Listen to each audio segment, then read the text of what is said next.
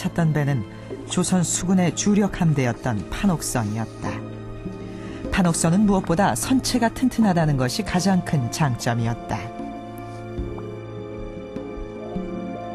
적선과 1대1로 충돌해도 끄떡없을 정도로 그 힘이 막강했다.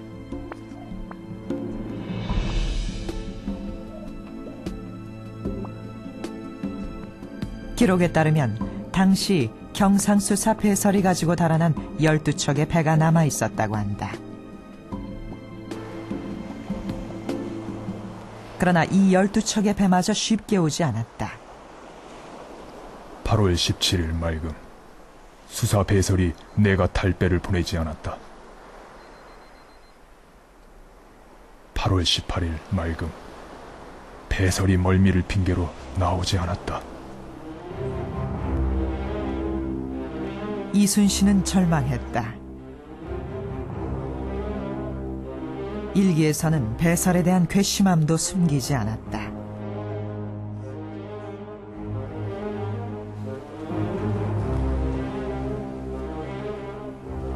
이순신이 배를 찾아 헤매던 정유년 8월, 남원성까지 점령한 왜군은 더없이 잔인해져 갔다. 조직적인 양민 학살을 명령받은 왜군은 전라도 지역의 무수한 양민들을 학살했다.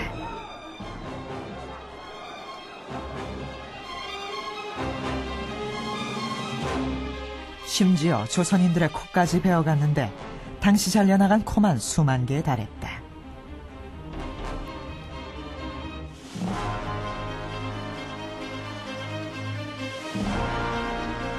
이 잔혹한 현실을 낱낱이 목격했던 이순신은 더 없는 좌절을 느꼈다. 길을 떠나 옥과 경기에 이르니 순천과 나간의 피난민들이 길에 쓰러져 가득하며 남녀가 서로 부축해 갔다. 그 개탄스러운 모습은 참아볼 수 없었다.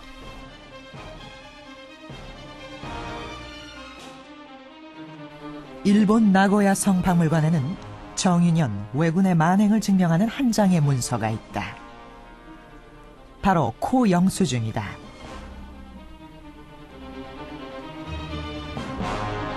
코를 벤 숫자와 수령했다는 확인까지 정확히 기록되어 있다.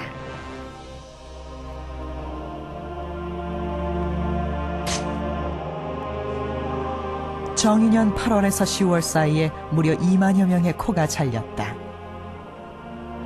그렇게 잘린 코는 노요토미 히데요시에게 보내졌다. 심지어 산 사람의 코도 베었을 정도로 왜군의 잔인함은 극에 달해 있었다.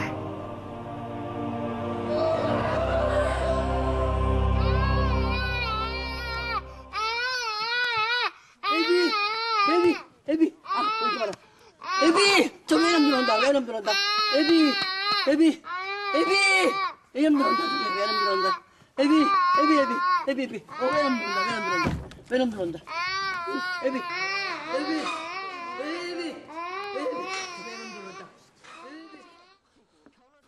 애비야.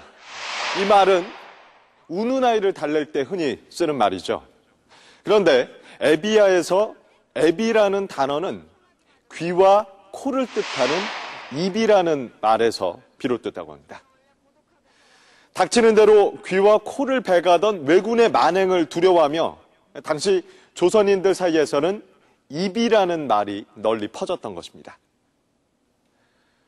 조선이 피로 물들던 정유년 8월, 이순신은 이 참담한 현실을 홀로 견디며 조선 수군의 재건을 준비하고 있었습니다. 정유년 8월 이순신은 고군분투하고 있었다.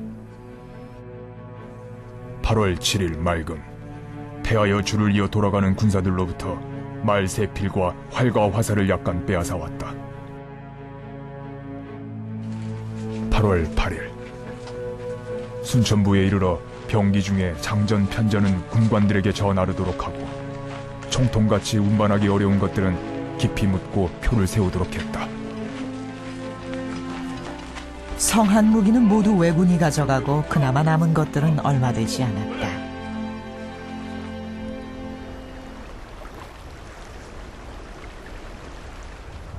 배설을 찾아 회령포까지 내려온 이순신은 마침내 기다리던 배 12척을 손에 넣는다.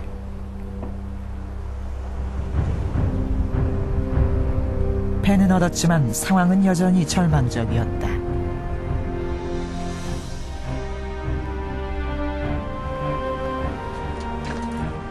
배에 태울 군사도 필요했고 노를 저을 격군도 있어야 했다.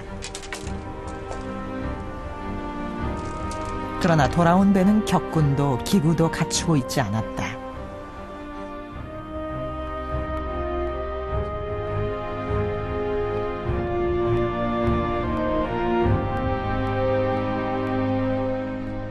그렇다면 당시 왜군의 전력은 어땠을까? 나고야성 박물관에 전시된 아타카 분해. 정유재란 때 왜군이 탔던 주력 함대로 조선의 판옥선과 같은 역할을 하는 배였다.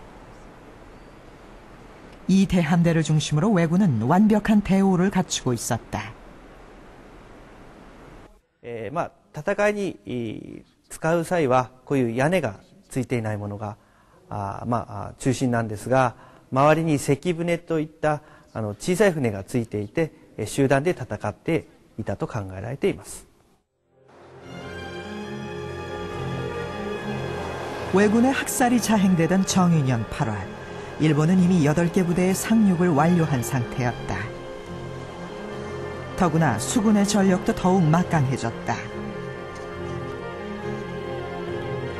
이 급박한 상황에서 이순신은 충격적인 내용의 교서를 받는다.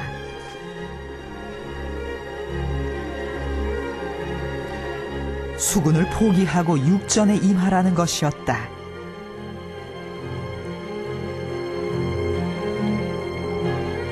칠천량해전 패전 결과 남은 전선이 10여 척밖에 되지 않았기 때문에 10여 척으로 수백 척의 일본 수군에 대항한다는 것 자체가 불가능하다고 판단했습니다.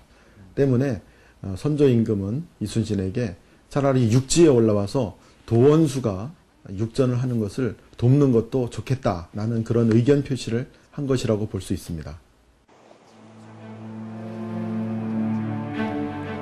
앞이 보이지 않던 정유년 가을.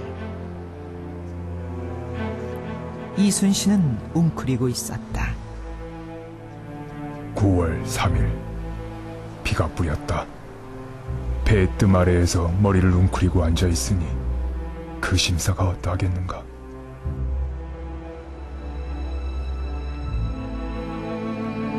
한동안 이 웅크림에서 벗어나지 못했다. 9월 12일 종일 비가 뿌렸다. 배의 뜸 아래에서 심해를 걷잡을 수가 없었다.